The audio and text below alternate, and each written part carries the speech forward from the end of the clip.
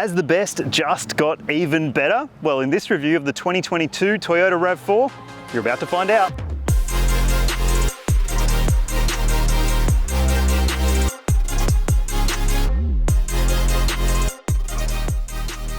The 2022 RAV4 range essentially refines the recipe for what CarsGuide has considered to be the benchmark mid-size SUV on the market. So in this video, we're going to go through some of the changes that have been made and also tell you whether those changes have been worthwhile. If you've ever watched a CarsGuide video, you'll know that this one will be split up into chapters. You'll see the time codes on your screen here, and if you're watching on YouTube, you'll see them down below, and you can just jump ahead to whatever interests you most, whether that's practicality, powertrain, fuel efficiency, or just jump to my verdict and find out what I think. My detailed written review of the entire 2022 Toyota RAV4 range is at the CarsGuide site. If you're watching on YouTube, you'll find a link in the description below. And if you are on YouTube, make sure you like this video, hit subscribe, and hit the bell icon to keep up to date with all of our latest video content. The 2022 RAV4 range has seen a number of changes, including the addition of a new variant that Toyota hopes will redirect some of the demand away from the high-spec versions. That's right, Toyota has added a cheaper version that it hopes more people will buy, which is a strange move in any new car market. Here's a rundown of the pricing that you'll see across the 2022 RAV4 range. And if you want to know exactly what you get as you move your way up that pricing ladder, then you'll need to read my full detailed review at the CarsGuide site. The GX model still opens the range with a choice of petrol or hybrid powertrains and remains the value option for cash-strapped customers. Next up is the GXL, which is the version you see here. We've got the hybrid all-wheel drive model, which is probably going to be all the RAV4 you really need. The newly added variant though is the hybrid-only XSE, which has some visually appealing bits like the black roof, black arches, black wheels, and a fake leather interior with front seat heating as well. Plus, it adds a power tailgate over the GXL, which is pretty enticing if you ask me. The Cruiser, which accounts for plenty of sales of the RAV4, is the next step up, but gets new alloy wheels and a slightly more premium look this time around. And the more adventure-focused Edge flagship model has finally seen the addition of hybrid power, pushing the price above the 50 grand mark for the first time with this generation RAV4. Do you think the RAV4 offers good value for money? And if so, which one do you think is the right version for you? Let us know in the comments section below. The RAV4 hasn't seen huge design changes for this 2022 facelift, but you should be able to pick it in traffic compared to the pre-facelift model. The changes do include things like the new headlight inlays, which have a bit more of a SsangYong-ish design somehow, and the front bumper also includes LED fog lights across the entire range now. There are new wheel designs across most models in the range and new color options as well. While at the back of the car there haven't been any styling adjustments or changes, I still think that the RAV4 has this muscular, masculine appearance that plenty of its rivals just can't match. And on the inside, well, there's not much in the way of changes in here because it's largely a carryover affair. The base model GX now gets LED interior lights, which is a nice touch, and this GXL version has illuminated door switches now. Ooh la la. The interior of the RAV4 really hasn't changed a whole lot. There's still the practicality elements that we've come to love from this model, including big cup holders between the seats here and this clever shelf that runs in front of the passenger seat. There's also a little bit of an extension to that shelf over on this side in front of the driver, and there's big bottle holders in the doors too. There's a covered center storage bin with 2 USB charge ports in there. In front of the shifter, there's a wireless phone charger, at least on the GXL grade that we're in. There's also a USB port and 12 volt down there. And because we've got the GXL, we've got dual zone climate control system here and these lovely rubberized knobs, which I just think add a level of ruggedness to the interior, which I really like. Now the GXL gets this premium fabric material, so it's got an embossed sort of pattern on it, and it looks and feels quite comfortable. The lower grade model has a less enticing fabric finish, and of course then if you step up to the XSE you get the fake leather trim, and high spec Cruiser gets full leather, but then there's the Edge, which gets a different interior trim again. So basically there's a trim choice for the interior depending on which model you choose. I do love that this RAV4 has a nice light headliner. I always find that the cars that have a really dark headliner tend to make it feel a bit too cramped, but in here it feels really airy and light. Now let's talk some of the media considerations. Obviously you've got an 8-inch touchscreen media system here in the GXL with sat-nav.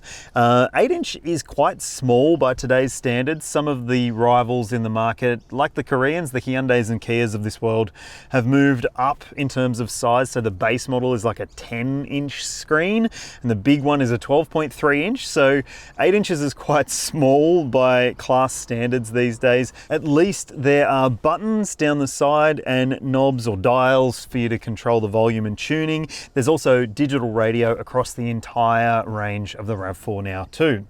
Now in front of the driver, there's the traditional dials that you'd expect. Obviously the hybrid one gets a slightly different dial on the left. It's not a tachometer, it's a charge eco power meter, whatever that means, but you can monitor what happens with that depending on what you're doing when you're driving.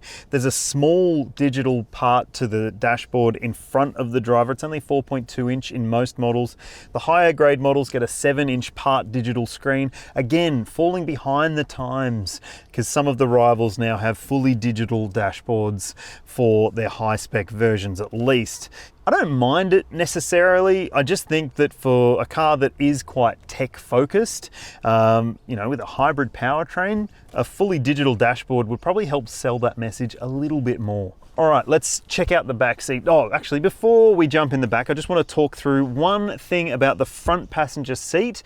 It is set quite high. Now, this is a bit of a Toyota trait these days, and if you are tall, you will find that your headroom is quite limited. Anyone taller than, say, 6 foot will find it a little bit cramped. So if you have a tall occupant that will be joining you a lot of the time, make sure they test it out. Now, back seat. Now I'm 6 foot tall or 182 centimeters and this seat is set for me. As you can see, this is a big back seat space. I've got heaps of knee room, lots of foot room. The floor is pretty flat, so 3 of me across could fit comfortably in here. Not that I've had 3 of me existing in the same spot at one time before, but 3 similar sized people have fit in the back of a RAV4 quite comfortably for me before. So, headspace is really good too, shoulder room is good. There's nice big grab handles on the doors with a nice sort of textured grip finish to them as well. Big bottle holders, there's a flip down armrest with cup holders. There's only one sort of shortcoming back here, and that's that there's only one map pocket, and that's on the passenger side. The driver's side doesn't have one, at least on this GXL trim. There are rear seat air vents, they're directional air vents with a lock off, and also there's 2 USB charge points down there, so whoever's in the back can keep their devices charged up. For those of us with children, there are top tether points on all 3 positions. There's ISOFIX points for the outboard seats, and let me tell you, having fit a rearward facing baby capsule in here, you do have plenty of space. It's easy to fit, and this seat doesn't have to be too far forward, so the person in front can still be reasonably comfortable, unlike some other mid-size SUVs where you find yourself really squished up against the dashboard. If you do have kids, here's one other thing you might want to consider. The doors don't open very far, so loading in a big bulky capsule or loading in anything into the back seat for that matter can be a bit more difficult than it should be. Some other SUVs in this class have doors that open almost 90 degrees, which might not be great for the car you park next to in the shopping center car park, but it is great when you're getting things in and out of the back. Now, let's check out the boot. Boot space is an important consideration. If you're choosing a mid-size SUV because you're buying it for your family, then you need to know how much space you've got to play with. In the RAV4's case, you've got 580 litres of cargo capacity, which is among the best in this class, and there's no trickery. It doesn't have a sliding second row seat or anything like that. It's just a big open space. It expands to 1690 litres when you fold those seats down as well. Now under here there's a temporary spare, so a space saver, not a full size. And if you're wondering about the electric tailgate, well, you have to buy the XSE, that new model, or any version above it to get that. So just keep that in mind. As I mentioned in the pricing section, you can have your RAV4 with the choice of plain old petrol or petrol-electric hybrid power. The petrol engine offered on all but the top-spec Edge model is a 2-litre 4-cylinder unit, and it comes only with a CVT automatic and front-wheel drive. If you buy the Edge model, you get a 2.5-litre petrol with all-wheel drive, and it has an 8-speed auto transmission. Now, if you choose a hybrid version, which is what most RAV4 buyers do, and that's what this car is, the basis under the bonnet is a 2.5-litre 4-cylinder petrol engine. And if you get the front-wheel drive version, there's an electric motor at the front axle as well. Or if you choose all-wheel drive, then you get an electric motor on the rear axle too. There's not much splitting them in terms of the maximum combined power outputs, only 3 kilowatts. So it really depends whether you need that rear traction or not.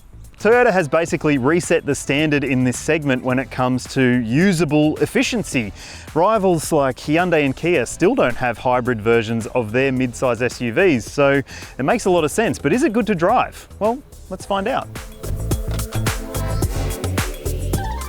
I've driven every single version of the RAV4 in the pre-facelift model, and I can tell you that the 2-litre CVT front-wheel drive petrol model is pretty good. And the 2.5-litre Edge version with that just plain petrol engine, it's pretty good too.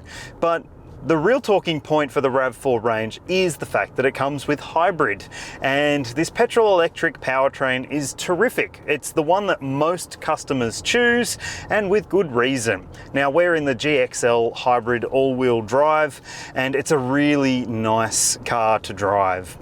That's not just because it's relatively seamless in the way that it puts the power down, so it does switch between electric driving and petrol driving, or a combination of the two, depending on what you do with the throttle. So at lower speeds, like right now, I'm coasting along in EV mode, and you will do that more often than you'd probably think. But if you do put your foot down, you can hear the petrol engine kick into life, and you also get that punch from the petrol engine too. It's a really seamless and enjoyable drive experience. Now, there's one downside, and that is the fact that it is quite noisy when you do put your foot down, and that's probably more because it's electric and silent when it's not running on that petrol engine. Some other people might find the CVT automatic a little bit annoying, but I don't mind it. Obviously, the harder you put your foot down, the more the revs rise and the more you hear the engine, and that's because of the CVT. So it is all sort of tied together, but I don't think it has any real detrimental effect to the drive experience because all in all, it's pretty smooth. The way that the RAV4 steers is really nice, it's predictable, there's nice weighting to the steering, so there's no real guesswork when you are trying to park or if you're negotiating a roundabout or something like that. It is just very natural to drive and to steer. And the ride is quite good too. It is just a little bit lumpy over really sharp edges, but there's a lot of SUVs out there in this segment that ride worse than this car. It is pretty comfortable and very much a family-friendly style of suspension. So if you're expecting a really sporty drive experience, maybe reset those expectations. It doesn't disappoint when it comes to cornering, but there is a bit of roll and body lean when you do go through tighter bends at higher speeds. So just be aware of that.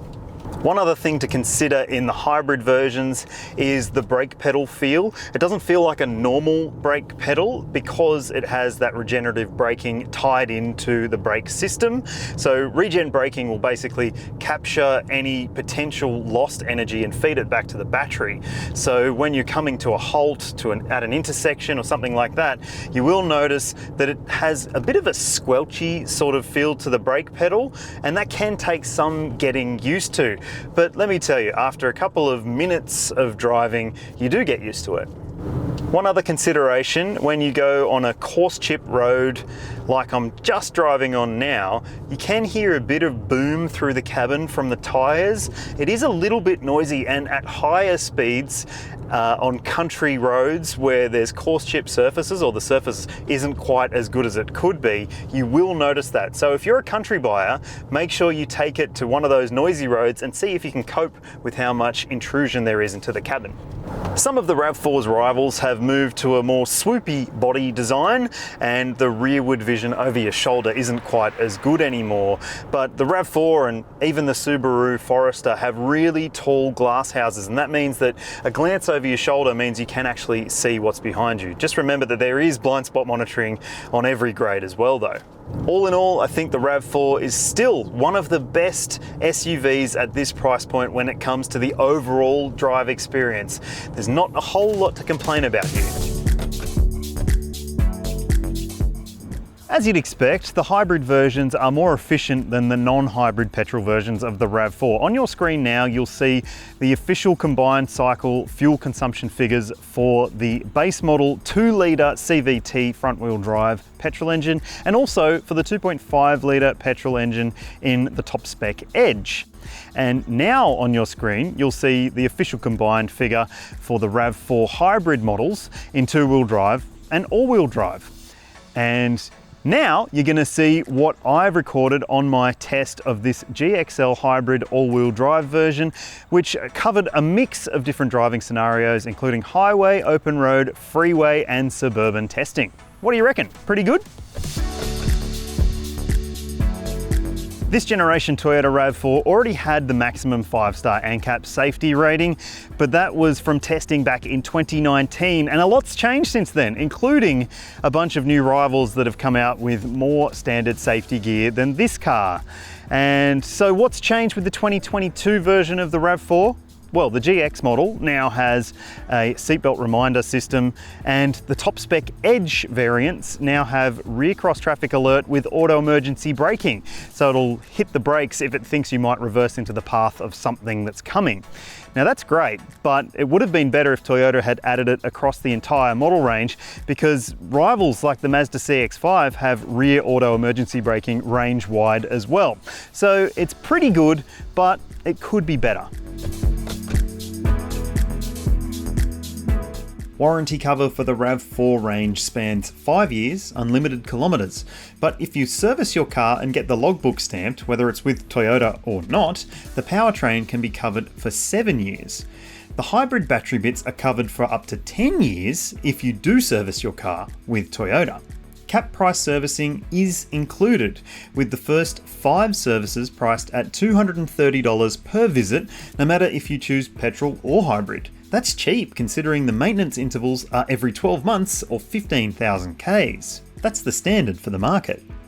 There's a reason Toyota has such a strong reputation in this country for ownership, and while there are rivals that have longer warranty periods and longer cap price service plans, it is hard to look past the RAV4 as an overall ownership experience.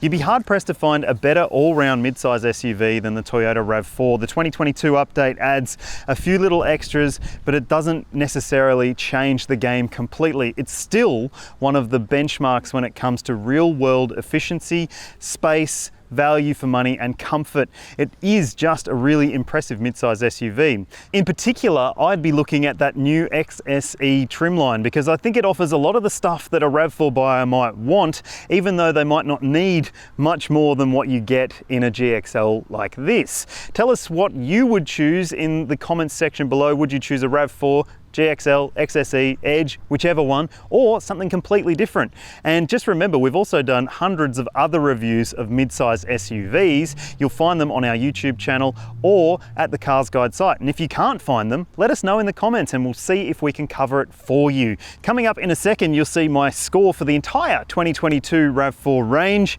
And if you're wondering how I got to that score, you'll need to read my full detailed review, which you'll find at the CarsGuide website. In the description below, if you're watching on YouTube, you'll find the link to my review. And if you are on YouTube, please don't forget to hit like, subscribe, and the bell icon to keep up to date with all of our reviews, because we've got more and more reviews coming. So thanks for watching.